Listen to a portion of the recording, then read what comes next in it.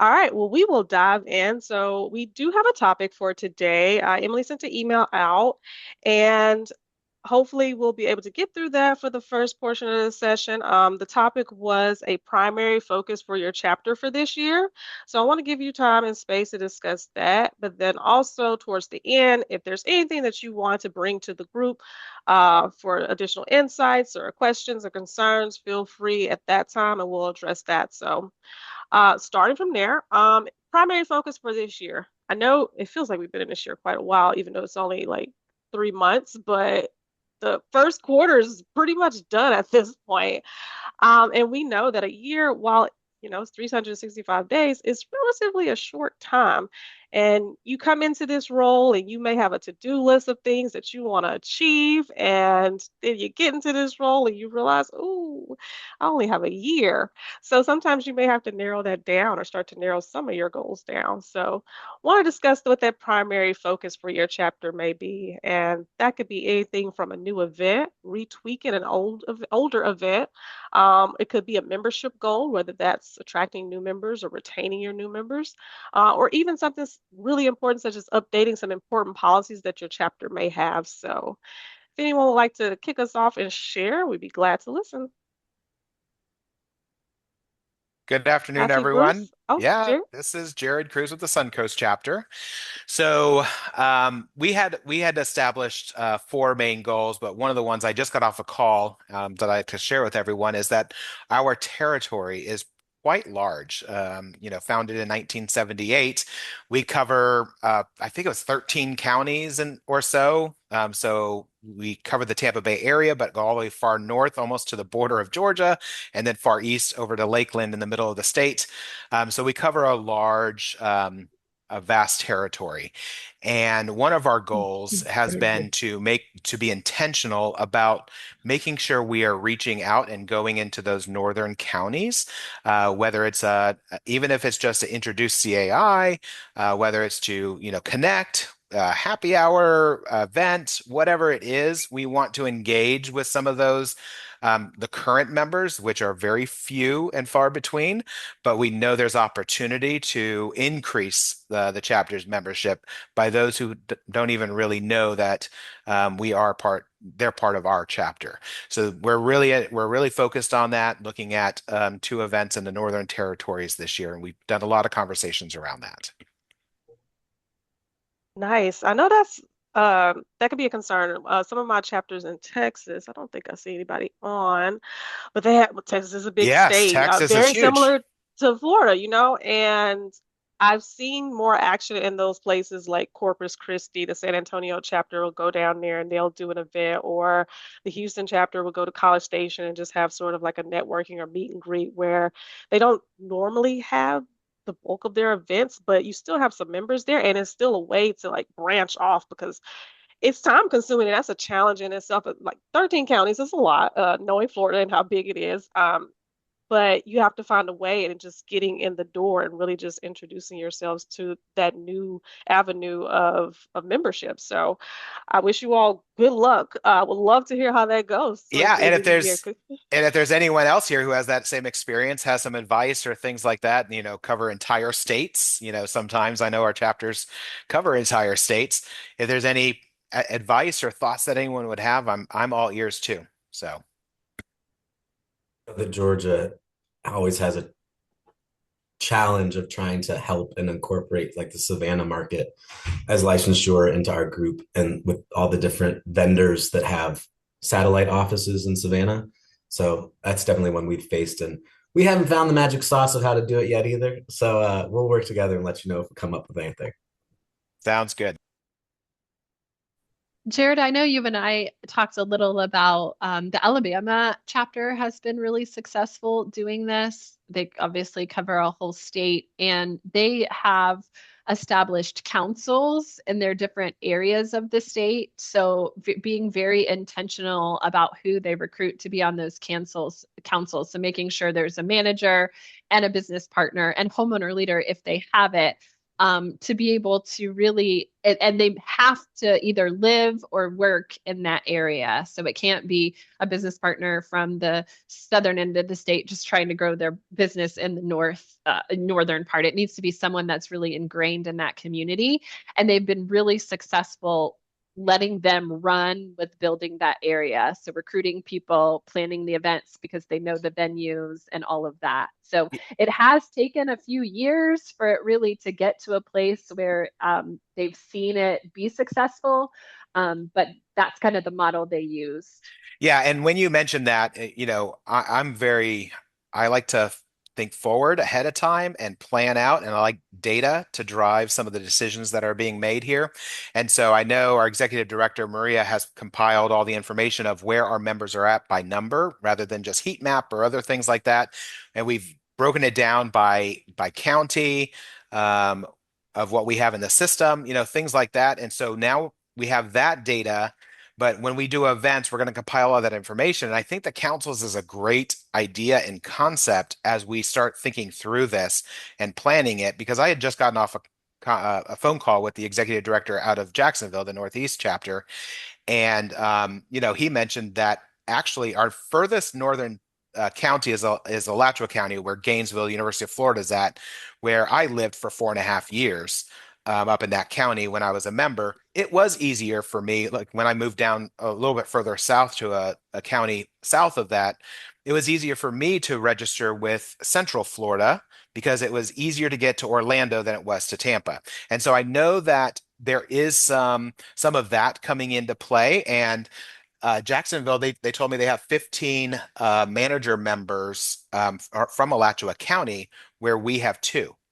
And they have 8 business partners, where I haven't looked at the numbers for business partners, but we have maybe a couple there as well. So we have opportunity, and I know that previously there was never a focus on that. It was mainly just Hillsborough and Pinellas, 2 of our 13 counties. And now we have a new board, new vision, new executive director. We are moving all forward as one, trying to see what we can do and move forward from there. And Jared, if I can add something, it looks like I'm maybe frozen. Okay. We in California have many chapters. It's not that, but we have a large geographical region in Northern California, and there are 2 sister chapters. However, Bay-Sen used to be 2 independent chapters. And the Central California chapter was very used to having like 9 or 10 educational luncheons a year. And the Bay Area, which is much larger, we would do some in San Jose and some in the East Bay and some in the North Bay. And so Crystal was pivotal in really helping us during our planning sessions over the last few years to say, where are your members? What we found was we would get maybe 80 homeowner leaders in Stockton every single month, which is huge. No other chapter gets that around us. But none of them are members, and they had no incentive to join because their boards paid no matter what the price was.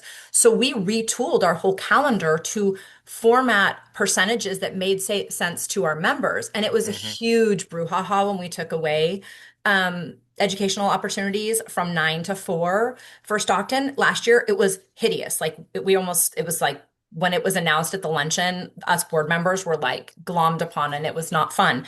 And it's a year later and it's just fine. And we're able to serve a better portion of our membership group. And so, we always bring in someone from national from our planning session. It has really allowed us to think outside our local dynamic and think of what we should be doing. We were trying to serve everybody, but we really weren't serving our membership group. So the other thing that we do, which I think it's very different to our sister chapter, our education committee in Bay-Sen has geographical pockets. So they only meet once a year. It's like an 8-hour meeting, but they assign the luncheons and the educational opportunities to Stockton. So there's a subcommittee there. So they basically subcommittee out and plan the events that way. And then it comes back to the greater education committee and board to approve, but they plan it in a day for the entire year. Then the main education committee chairs only have to oversee their sub chairs in those geographical regions. And that really works well for them. And it's totally opposite of how Cal North, our sister chapter, does it. So Yeah, yeah, and that's an interesting concept too. But yeah, I mean, I love how you're, capturing, getting the data and starting to analyze it and implement to what makes sense. And that's exactly what we want to do moving forward, try these different things, figure that out, and then take that back to make decisions that make sense for Good. this chapter. Absolutely. Thank you for that. Absolutely. Yep. I like the emphasis on what makes sense because I think that's very important. Again, I think it was one of the Texas chapters since I work with them a lot, just going into these different areas on paper, like it would make sense. But then when you look at the membership and what they want and category memberships they have there, it really didn't. So then I think they had to pivot and they kind of had to revamp. But I'm not quite sure if they have councils. I'd have to reach out, but I'm really interested to see how that works with them too. But I think that's a really good idea because areas change and you need to have the lay of the land and everything. So that's that insider knowledge that can really make or break your events or your intentions while they're there. So I think that's really pivotal to consider as well too. So that's a great story to kick us off with, Jared. I appreciate it. And thank you, Wendy, for chiming in as well. Bruce, I saw you came off mute. Did you have anything you'd like to add? I was going to tell you about one of our projects that we're doing that's the main focus. Go for it. We have a new executive director, and she has a lot of enthusiasm, a lot of ideas, and we want to do a lot to refresh our chapter. And this one we started a couple of years ago, and it's having lots of benefits. We do city partnerships to do an HOA workshop with the city. And it was born out of sitting at a Rotary luncheon, and I'm chatting with the city manager of Indio. We're both same club members. And he mentions that they get phone calls in City Hall every day from people in HOAs that should be calling their managers and nothing they can do. And it's frustrating and on and on and on. And I said, wait a minute, why don't we do something to educate people? So what happened, and this will be we're in our third year, we are working there's 9 cities here in the Coachella Valley. I'm sure you guys are all aware Coachella Valley is home of Palm Springs, Coachella Festival, all that stuff. And so we're kind of lucky we have a valley, a geographical area, and the estimate is between 70 and 80% of all the residents in this valley live in an HOA. But nobody has a master list, and nobody's quite sure. So what's happened with this workshop, and what I'm also doing, I am now sending you in chat the agenda for the City of Indian Wells city workshop we just did, and it was the third year, but we meet with the city, and they're very enthusiastic, all of them. This is overcoming the fact that nobody's heard about CAI. It's amazing. I had 3 meetings with 3 different city managers about this project, and every one of them said, I never heard of CAI. And if anybody in a city knows everything about their city, it would be the city manager. And we've had that feedback from others. So we're doing this for a lot of reasons, but one is to make everybody aware we exist. We want to educate the homeowner leaders. We want to reach out to all of those HOAs that are not members or that have never heard about us and invite them. The cities are very enthusiastic, and they provide the facility. Some of them provide food. We do one Indian Wells a Saturday morning. They put out breakfast. They put out lunch, coffee, water. Others we do in the afternoon. We have water and tea, and that's about it. But it's worked very well. We now have 5 cities on board. We're doing 5 workshops. City of Palm Desert, for example, they do theirs hybrid. We had 75 people, 75 homeowners. 25 on the phone call, 50 in person. We have speakers. We have the executive director you'll see on the agenda introduction. We have an attorney. We got to work with attorneys to be brief. A little legal education, and then about management. We've added the president. We've added Louis, our lobbyist, now to say a few words because that's a real asset that we offer, benefit, resource. And if they've never heard about us, they also don't know there's a guy up in Sacramento watching the legislation and looking out, protect or stand up for, HOAs. So it's really been an interesting experience. All the cities are enthusiastic. They want to do it again. They want to help. We actually have our first public official membership And that's the city of Cathedral City just joined because we met with them and worked out the plan to do a workshop in their city. Their city manager was very enthusiastic. He comes from Colorado and tells us stories that I want to say the city of Greeley, but there was a city there that did HOA workshops. So he's aware and he thinks it's a great idea. And he really wants us not only to do one, but to do one annually. So we're finding it's not just to educate, it's to outreach, it's to market, to let people know there's no expense for anybody to attend. We encourage any homeowner to attend. And we're finding it works well. We even have to educate the press. They've never heard about us. And so we want to get it on a calendar or, it's all over. We put it on social media, but, you go with the local paper or the TV station. It's like, we're not going to promote private sector. And we go, wait a minute, we're a nonprofit. We're C6, it's like we're a trade association. They go, oh, okay, then yeah, we'll send a reporter. So it's been a real experience, but I think we're seeing a lot of benefits. And with the exception of Cathedral City, most of them started out telling Bruce and I they knew nothing about CAI. They didn't even hear of CAI until we brought it to their attention. How shocking that was for us, that our city managers, our city staffs don't have a clue about CAI, and they're getting phone calls all the time from members of HOAs. Amazing. What we're also finding as a side benefit, we're educating the city officials, because we get department heads to speak or somebody in each department. We're educating them about HOAs and how they work. The city fire or the fire department, but the police department shows up and they just start reading off the crime statistics.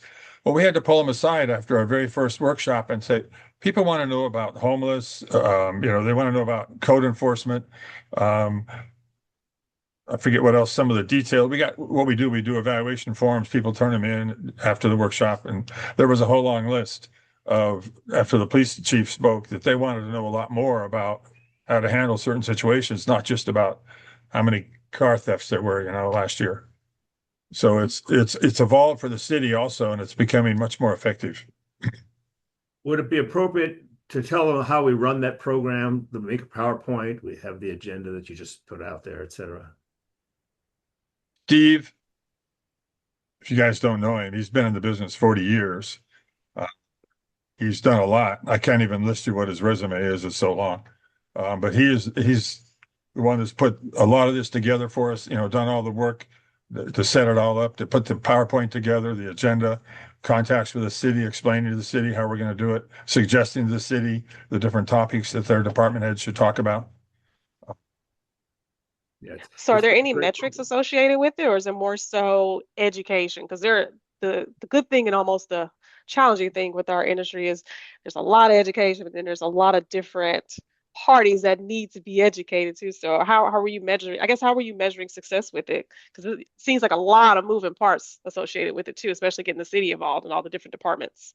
One of the first things is creating a master list. For example, Indian Wells, and it's a small town, you've probably heard about it. It's one of the highest per capita income cities in the country. I don't think there's much retail in that town. It's all fancy houses. They didn't have a list. They brought in an intern last summer, and her job was, and she did, create a list of all the HOAs in that town for the city, and they shared with us.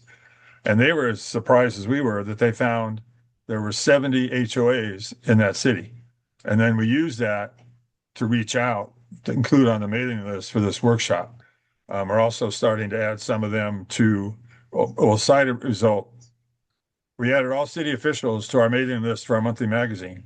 And we only did that here in the last couple of months. At the Indian Wells workshop we just had a few weeks ago, the mayor did a little intro and welcome, and he mentioned twice that he received the magazine and he read it cover to cover. So he promoted it for us a little bit. We didn't have to, as a benefit if people joined. But metrics, we're measuring attendance, and not just people, but what HOAs are there and what HOAs aren't there. And we're helping the cities develop lists. So both they and us have a master list of the HOAs in town so we can communicate with them. We're measuring by how many new members of interest. We've had 3 months in a row of membership growth, December, January, February. I forget the exact number, January, February, I'm sorry, December, January, I think it was 39 new members combined. So Well, we're we're not thinking, sure that the city workshops are making that happen, but we're hopeful that they will. We're because it's our third year and there's only 8 or 9 cities. We hadn't done all 8 or 9 cities yet. How many? I think we still have 2 more we've got to get on board with right. this. But we start out the program introducing CAI, who we are, what we do, what we provide. We have our executive director comes in and she talks about CAI. We have an attorney come in that gives some talk about the various attorney issues that come up in HOAs. We have a general manager of a management company come in and talk about how effective management can be. And then we turn it over to the city and they talk about their different departments and how they interface with HOAs. And the cities are really excited about it, and we are as well. So we'd encourage you, if you have multiple cities that you're dealing with, it's a good idea to try and find a way. The difficulty we're just now approaching is how are we going to segregate our mailing list so that we can send out special mailers to individual city members and not have to send out flyers or emails to the entire chapter just to get one group together. We're working on that detail. Gotcha. Okay. Yes, succession planning will be very, very important for you all for the longevity of this project, especially with the other cities as you continue moving about. So, but this still sounds like a very interesting project, a nice focus for you all, and a big project at well. So, definitely interested to see how that goes. I'll have to keep in touch with Crystal as the years go by. we'll send you guys a Zoom link next time we do a hybrid. We have Palm Okay. Desert coming up on the 25th, and I think that one's hybrid. Okay, cool. Well, thank you, Bruce, and for Mr. Shuey for sharing. Is anyone else, if you have anything to add, or if you would like to kick off with another primary focus that your chapter is focusing on for this year, anyone else like to share? Wendy, I I think I can saw do. you come off mute. I Go oh, ahead. I was just going to say I could do it really quickly because I have to bounce in 5 minutes. Sure. We've had so many big new events and so much change and bylaw updates and redoing our charters and a lot in the last couple of years. So this year, I would say our mission is simple, but maybe not easy. We're really focusing on my platform was just about community, making sure that everyone who enters our doors feels welcome, whether they're a first-time attendee or a longstanding member, making sure that they feel that they have a home professionally and personally, because so many of us in this industry, who've been in it for decades, like myself, some of these people have become our best friends. But the other piece is about retention, because if they feel welcome and if our events are substantive and educational, or on the flip side, if they're a fun social event and you feel included, then you want to make sure that you're a part of it. And so it's not an overcomplicated goal, but it is an important one. And sometimes the retention piece is not what we focus on. We focus on growing and we focus on getting new members. But if we're not retaining the members we have and serving them, then we're not really being forthcoming with what CAI's mission is, which is to make it an inclusive community for everyone in our industry. Nice. I like that goal. I read something, it was a study about the sense of community and belonging now versus before the pandemic and quarantine, and how people are still searching and trying to identify what that looks like.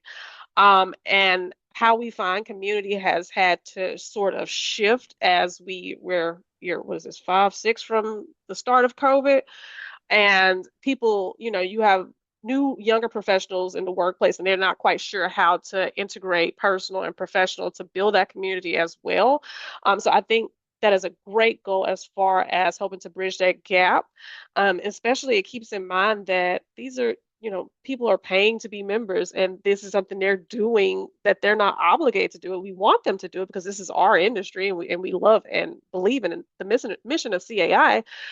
But we want them to find the value in their membership, not more so than just, oh, I pay this money so I can have access to this, but it's, I pay this money and I have access to these lifelong friends that I'm going to build in addition to the education, in addition to these opportunities and the network and everything. So that's something to capitalize on as a whole. We continue to search and evolve what it means to feel like we belong in every aspect. So I think that's a nice qualitative metric to have, that will ultimately lead, you do it correctly, that'll lead to good retention right there. So I think that's really having that insight into knowing, oh, we should really focus on that. So it's a great platform. All right, anyone else want to talk about community or have a primary focus for their chapter or planning to jumpstart something new and exciting for their chapter that they'd like to share?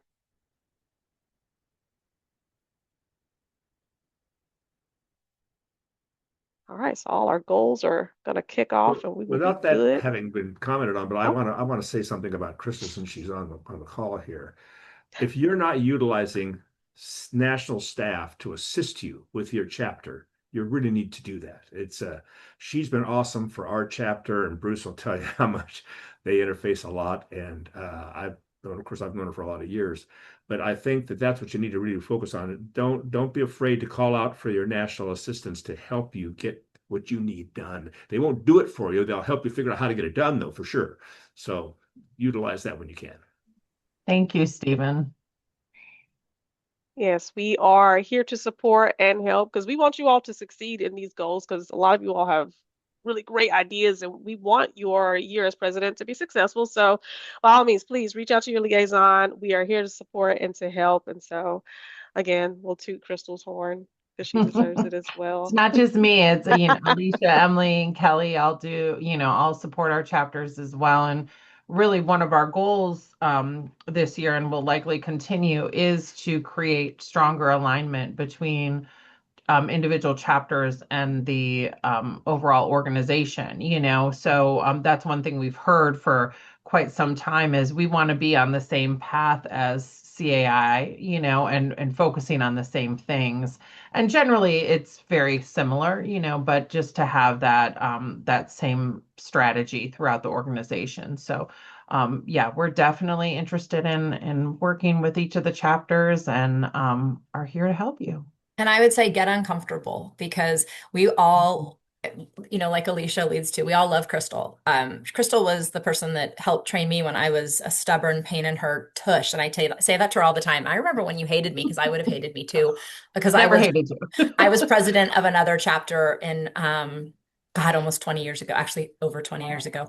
And now I'm president of this chapter, but I absolutely adore Crystal and she knows this. But in my, late 20s, early 30s, I was a completely different, I was way younger in my career and we had so much we were facing, but we in the last couple of years have used Kelly. And that was a big change because you get so comfortable with Crystal and Kelly's amazing. And I would say that about Emily or Alicia, like you get very comfortable with one person and then somebody else comes in, at least for our board training, and we're like, ooh, I don't know that I like that because we're comfortable with this, but getting out of your comfort zone was really helpful for us. It allowed for so much growth. Growth can be uncomfortable and scary, but it's needed oftentimes. Yeah. Thank you for sharing that, Wendy, because I think that was definitely a hard change, and that is a good example of sometimes it's good to bring in somebody different. And we've been doing that a little bit more to get that different perspective throughout the network. Joyce, I saw you came off mute. Yes, I'll go ahead and break down and say something. We are trying to add more fun into our events in our chapter. And by doing that, you'll see I have somebody on my shoulder, an owl. This is our newest member of the Keystone chapter and our mascot. We ran a program to have members send in what they would like to name the owl. The name has been chosen. Five people had the same name, so each one's going to be winning a special basket of goodies. The name is coming out in our magazine, so I'm not sharing it because everybody has to read it in the magazine. There's been a lot of excitement about it, a lot of talk about it.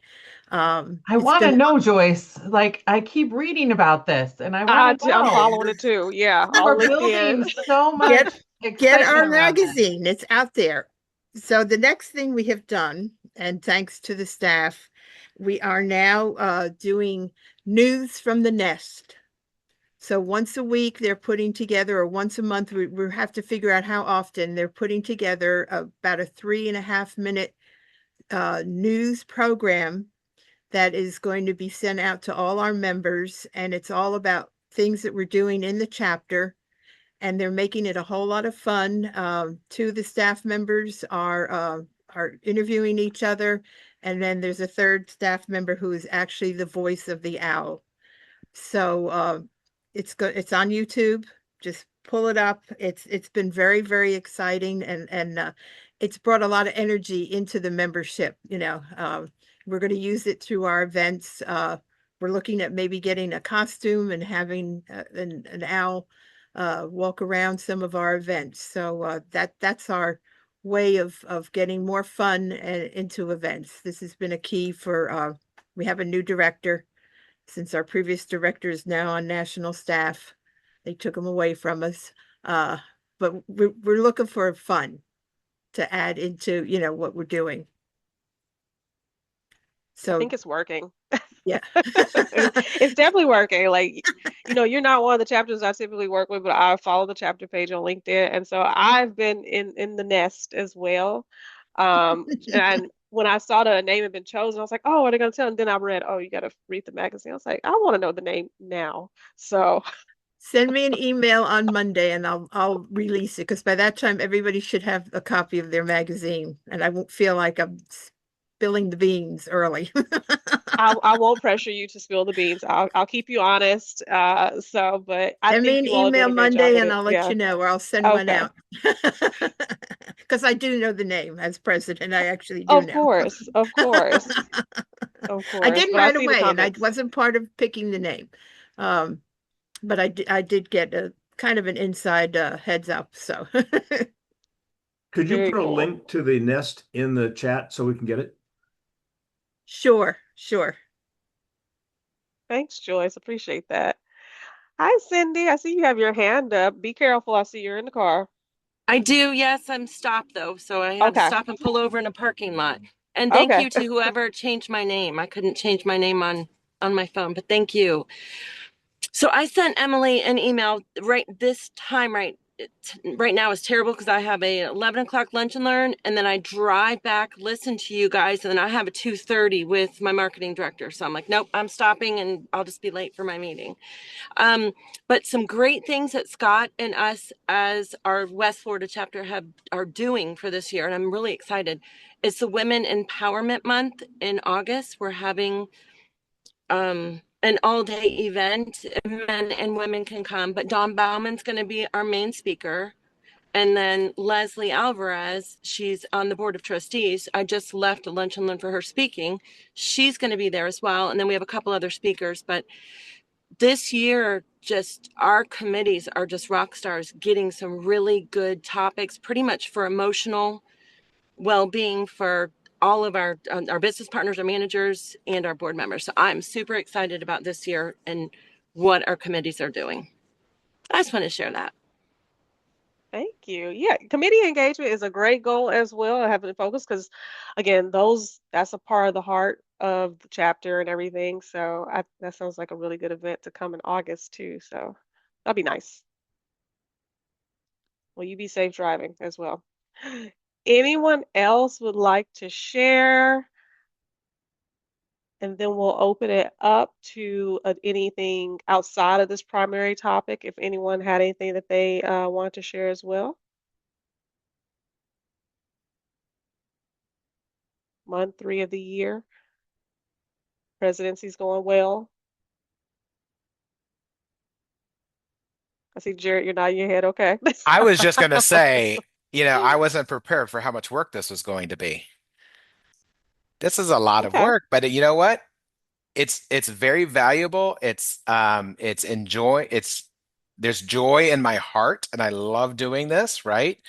And it's just great how much influence and impact that we can make within our local areas. And it's been great overall. Just wasn't as prepared as I was for how much work. And I think it depends on the person too.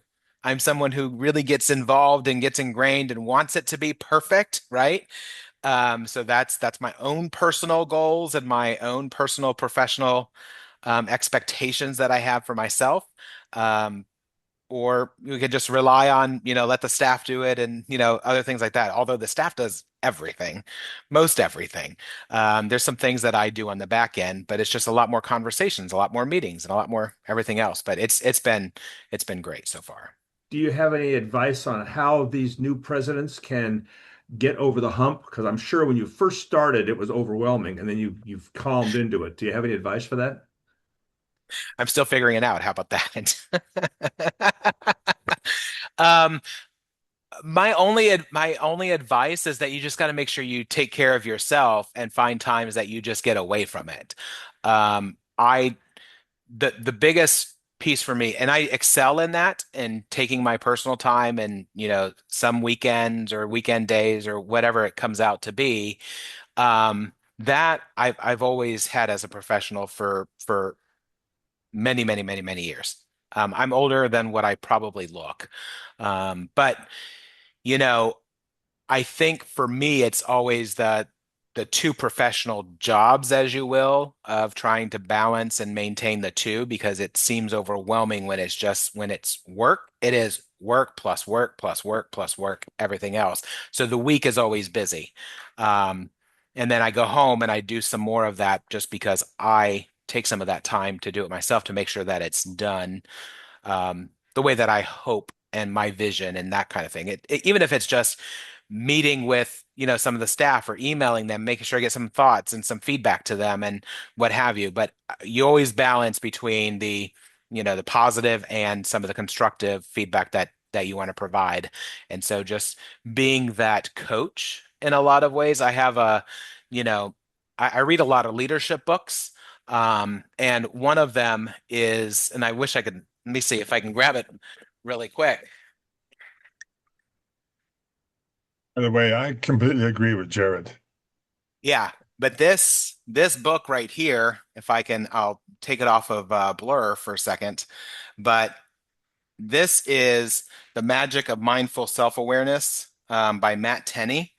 It's a quick read, everything else, but in every chapter gives you some step-by-step things that you should be doing as you really think about your roles and really how you coach your team. It's about his original book is Inspire Greatness.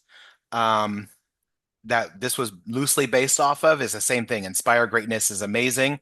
And he puts in there a sign that you should post in your office, which I have hanging up, and I'm reading it right now because I look at it every single day. And it says, my primary job is to inspire greatness in my team by serving as a coach who consistently helps people to be happy, great human beings who do great work. And so I really see my role here is to help support them, to help, coach them through some of those things. So I want to, be that coach for them and help empower them to greatness, really, inspire them to be great in everything that they do. And that, my friends, is leadership. Well said. Yep. And by all means, consider your bandwidth. But you need to gotta check out sometimes. We don't need you going stir crazy, and that's for everyone. Even my team, you have to consider your own bandwidth, use your resources, lean on your support. And I know you mentioned Maria does a lot, your staff does a lot, and that still she has to consider her bandwidth. And also, it's a team effort. You're not in this alone, whether it's your liaison, it's your membership, your committees, or it's your HQ staff. So you do have resources, but also my thing is also now is for myself, consider your bandwidth and what you have and work with what you have. Because I too get overwhelmed because I like to do a lot of stuff and I like to have my hand in a lot of stuff. And then I find that, oh, it's not going to come out how I wanted it to be because you have too many things going on. So consider that as well. Good advice. Good advice. And I shared the book in the chat if anyone's interested. Thank you. Appreciate that. Right, anything else to throw out to the group or words of wisdom of 3 months of insight? That gives you a lot of time to think. Have you settled in and everything? I have a question for the group. Um, does anybody on this call do a executive leadership or CEO event? I'm trying to gather who's doing those events. Okay. There's You a know, few Crystal, chapters. I'm just wondering if any of you on this call are those people. yeah, Crystal, we did it years ago, as you may remember. It's been 20 years ago, I think, and we had a good group of CEOs that didn't have any problem working together. And all of a sudden, something happened in our valley. I'm not exactly sure what happened, but there was this sense of they're stealing my clients or they're stealing my managers or whatever it was, and they broke apart. And Bruce has got some plans. We're hopeful to try and pull some of this together again this year with our new executive director. Okay. We think it's a valuable piece to have in the chapter, so we're going to make something happen. Yeah, that's another one of our goals on the membership side is CEO engagement. And so I know a lot of the chapters have programs. I'm just trying to figure out who those are so I can pick their brains as well. Yeah, Crystal, and when Emily had mentioned the whole councils, like within the counties previously, Mhm. we had some loose conversations about, maybe we have like a council of those CEOs and management companies or what have you, just as like a sounding board and get their buy-in to at least inform their managers to attend events. But Yeah. the same concerns always come up, and Yeah. we adopted a no poaching policy as a chapter to help kind of communicate that out and show that we do care, that we are not a host of poaching or whatever, of stealing, members or things like that. And so we're going to start rolling that out and hopefully start building some of those relationships and see where we go after 1 year of conversations and, trust and sharing exercises, things like that, and see where we go on the future. How are you getting that out there, Jared? So we just implemented the no poaching Okay. policy. It was just adopted, and then we haven't had a plan yet of how we're going to get that out there. But we put it most recently for our trade show event in January. We put that on along with our no suitcasing policy and picture image policy. Hmm. That was there. All three of those were in that same announcement, social media, website, everything else. Okay. Great. Great. We That's a problem that I feel like is talked about at almost every chapter I go to is how do you get past either the management company sharing their managers or the manager sharing their clients? It's both, Yes. right? And from a personal perspective, I think, gosh, if you're confident in what you're doing and the services you're providing, you shouldn't worry about that, right? And if somebody's looking to go, they're going to go regardless, whether they, meet somebody at a CAI event or not. And I know I'm preaching to the choir. I see a lot of head noddings. You guys are like, yes, yes, I feel the same way. But how do we, I don't know how we make that broader and remove that fear from a good portion of our membership that feels that. And, but you and I both know, Crystal, that it happens in every industry. This Yeah. the CPAs have it in their industry, the lawyers have it in their industry, and Landscapers.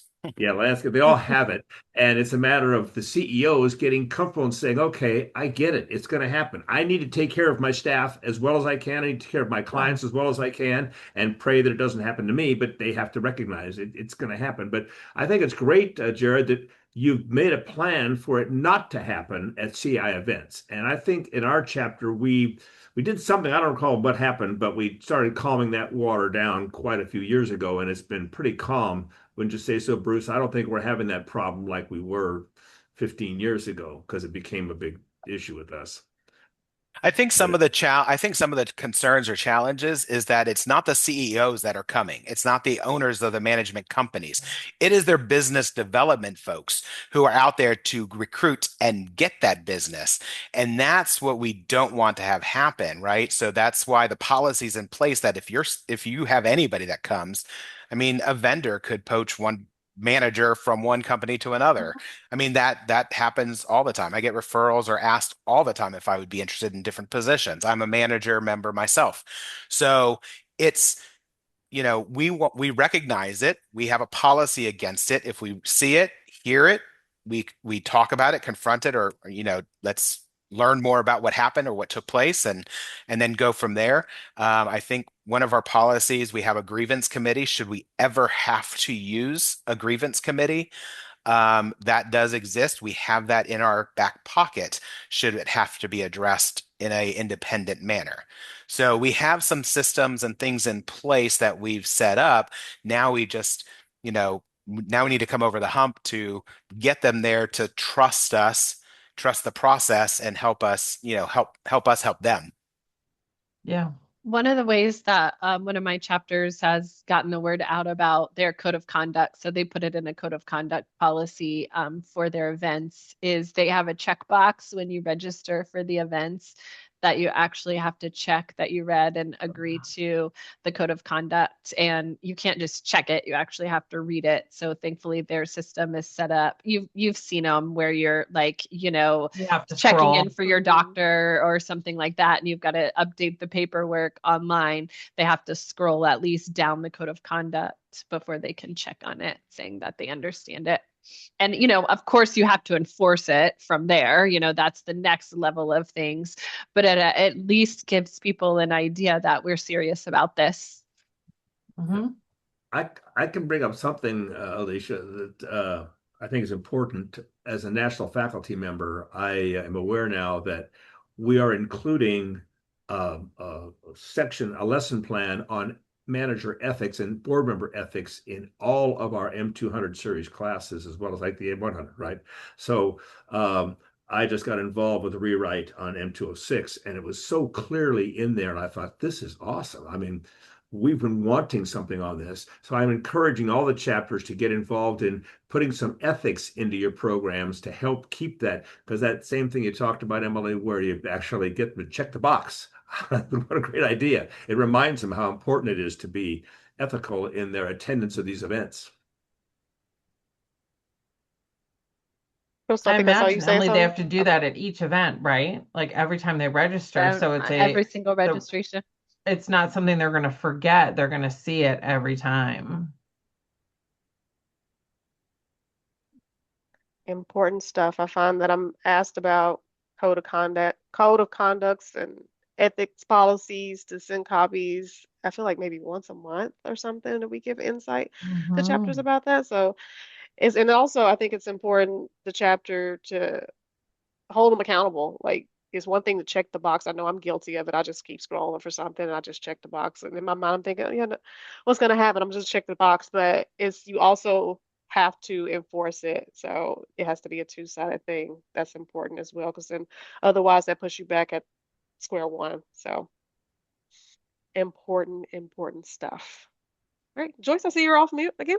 I was You got just something to going add? to say we have will be our 5th year that we have an executive leadership retreat. And it's mostly, CEO, management, owners, and upper staff, senior staff. A lot of them are even on the committee to put the event together. So we try to get them out there, once a year at a big event. Do you think it's made an impact on, them encouraging their managers and their clients to participate, or what was the end goal? I mean, I know you've had this event for a while, but I'm just trying to like figure out for other people, like what was the end goal, and is it working? I'd say slowly to me. I mean, I've attended them just because I've been active in my chapter. I think, it's just trying to get them to work more together and instead of that poaching aspect that, we're all in it together and there's enough business out there for everybody. You don't need to be poaching. We don't have a policy, but I like that idea. It's well attended and they seem to have a good time learning and networking. So hopefully there's benefits there that, I don't see all of them yet, but again, a lot of this takes time. Yeah. Same Yeah. with growing your chapter. As you well know, we have a big chapter, and trying to grow Central and Western PA has been a very slow process, even though we have, the councils in each area. Yeah. It just, you have to keep going. Yep. It's not a one and done. I mean, this will Keep be working at it. Try fourth different year things. now that I've been working on going out to Pittsburgh and having events out there, and slowly seeing some benefits, but it takes time. Yeah, that consistency is important, especially to the longevity of the projects. If you have a specific goal in mind, you got to be consistent with it. And I know we get Right. excited about these really big projects that we have, and we're going to see good results by in a year, and they're not exactly there. And it's a little disheartening, but you have to remain consistent with almost everything in life if you want those really good results. And like you said, I Yeah. know Keystone's a massive chapter.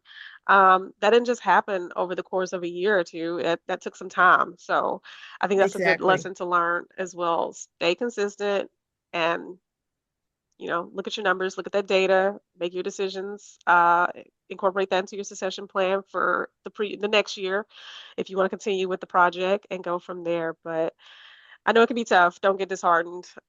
Stay the Oh course, no, and yeah, I'm not. We're not. We're I making know some you're not. adjustments this year. Yeah.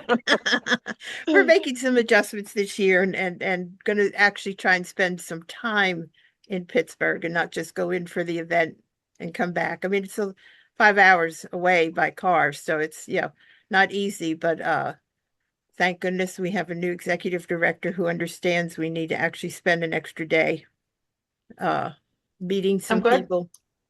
I'm glad you brought that up, Joyce. And for those of you that were talking about expanding into other areas, I'm actually working with our Canada chapter to grow, and I'm going up with for their trade show for the second year in a row.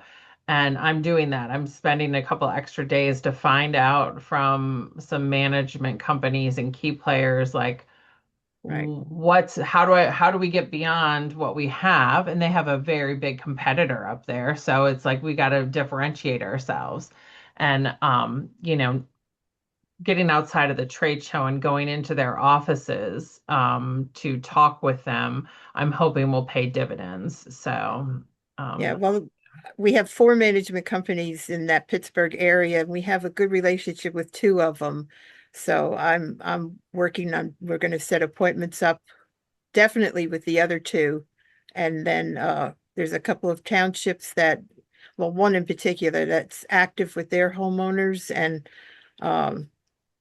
sit down with them too. It just has to be done. If you Yeah. don't spend that time, it's not going to happen. Agreed. Email and phone calls only do so much. That is true. All of this is an investment. So just if you look at it from an investment standpoint, 5 years from now, you'll just like, dang, I remember when we were just trying to get in. So that's where you have to keep the eyesight at. Right. That's why I'm pushing it. I've been from the first meeting 3 years ago, and this is the start now of our 4th year of having events out there. You just have to keep going. That is true. Alicia, I have something for the group while I have all of your attention. I'm actually looking for a couple more judges for our Chapter Excellence Awards. And we've had more submissions this year than we've ever had. We have 92 submissions.